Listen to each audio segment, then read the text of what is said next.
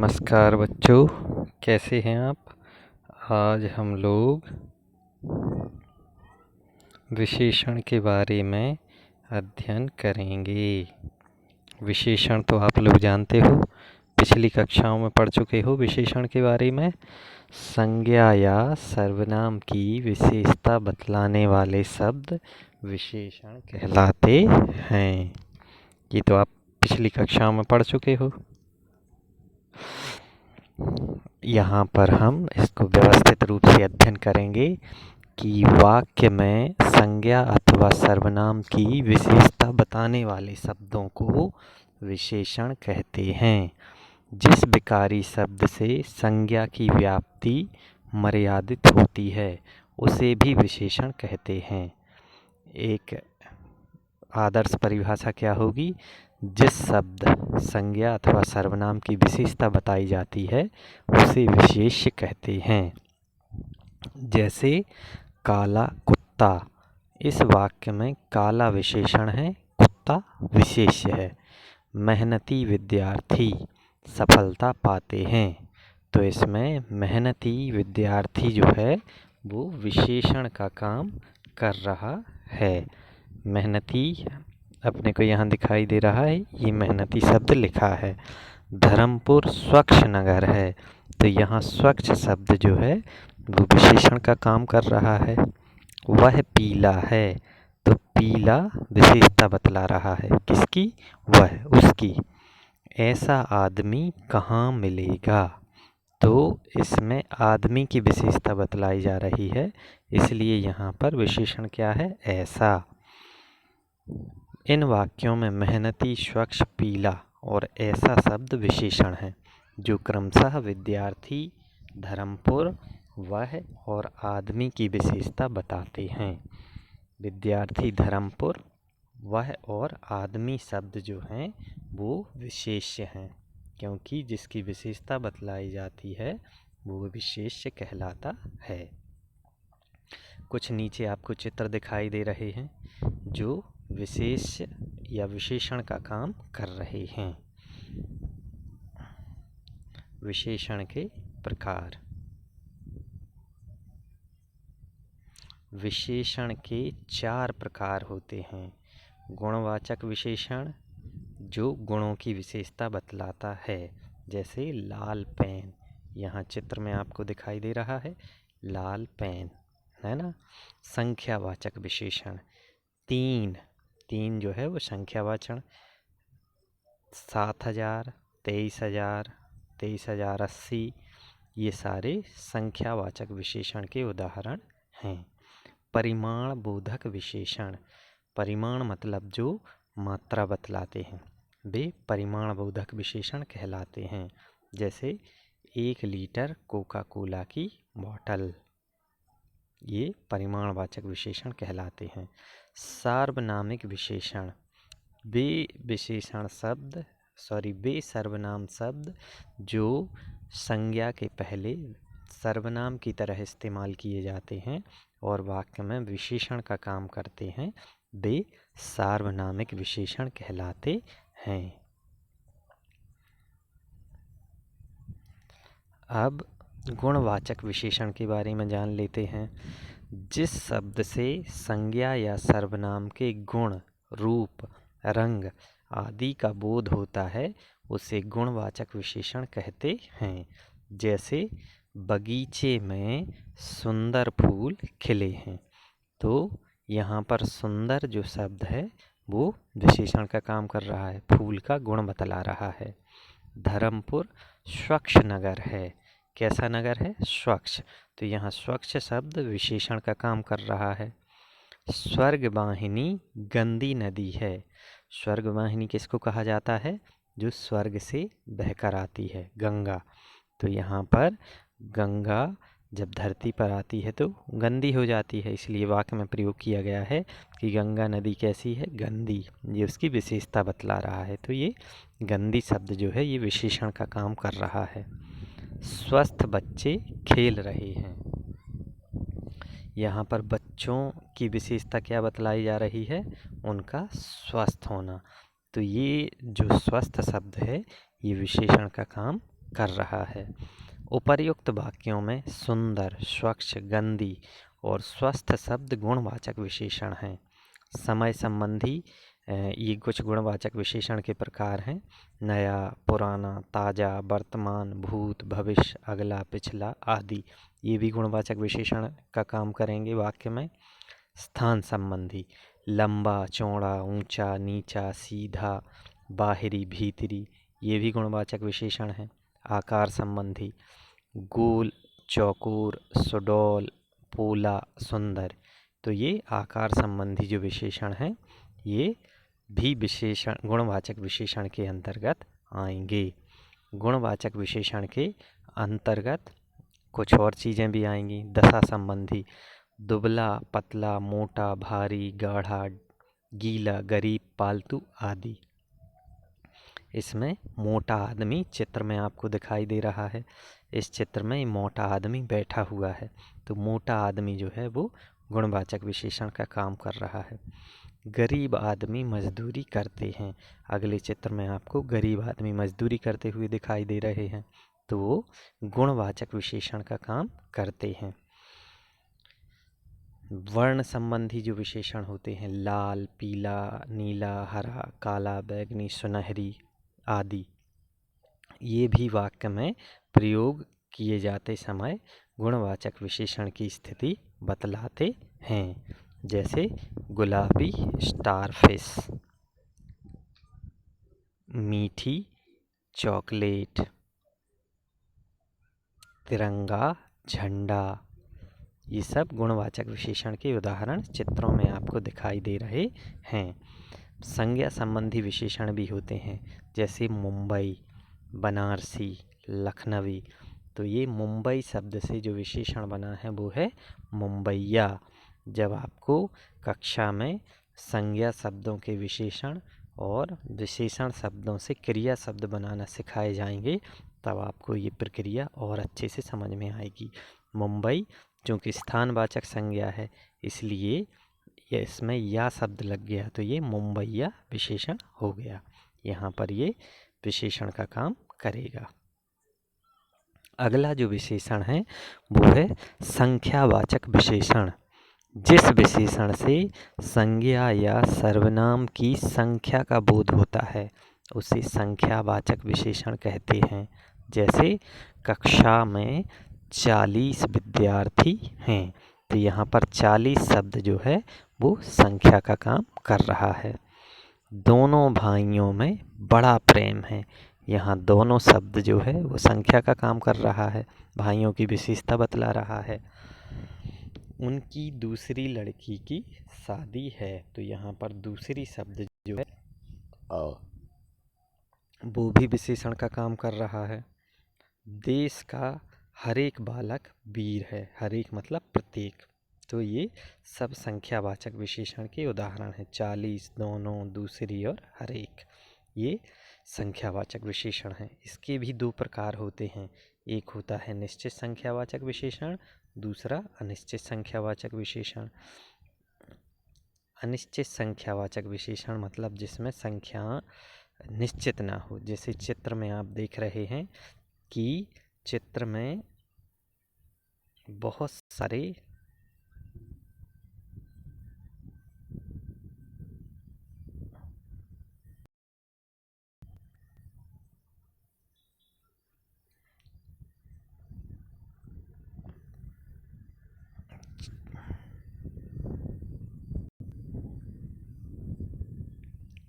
बहुत सारे लोग चित्र में दिखाई दे रहे हैं जिनकी कोई संख्या निश्चित नहीं है तो ये संख्यावाचक अनिश्चित संख्यावाचक विशेषण का काम कर रहे हैं।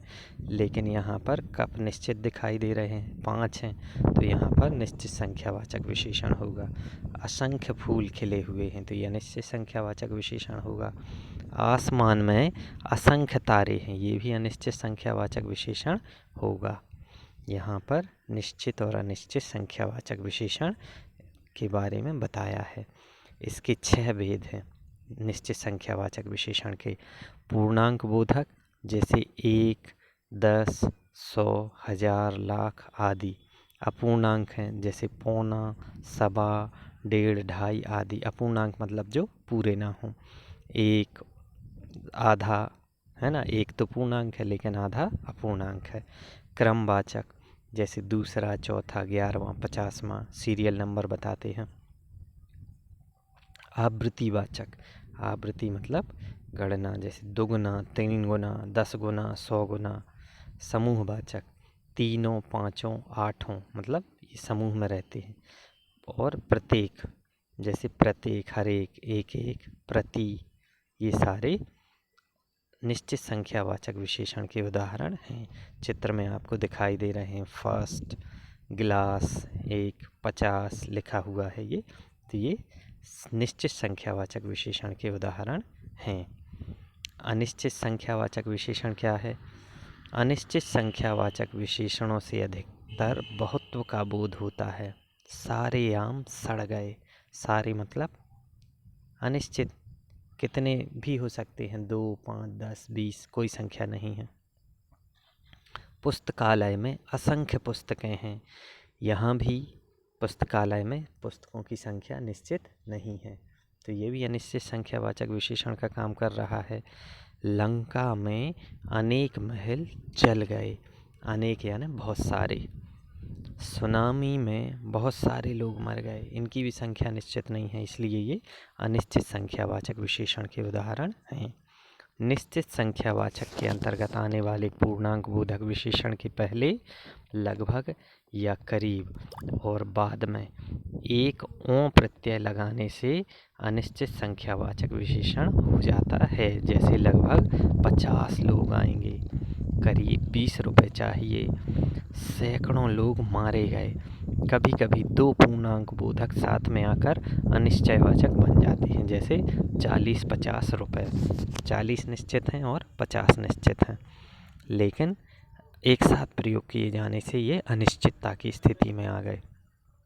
काम में 2-3 घंटे लगेंगे, मतलब ना तो 3 फिक्स हैं ना 2 फिक्स हैं, इसलिए ये अनिश्चित संख्यावाचक विशेषण आ गए।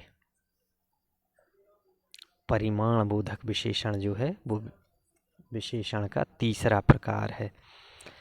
जिस विशेषण से किसी वस्तु की नाप तौल का बोध होता है उसे परिमाण बोधक विशेषण कहते हैं। जैसे मुझे 2 मीटर कपड़ा दो। 2 मीटर मतलब लंबाई की नाप है ये, 1 मीटर, 2 मीटर।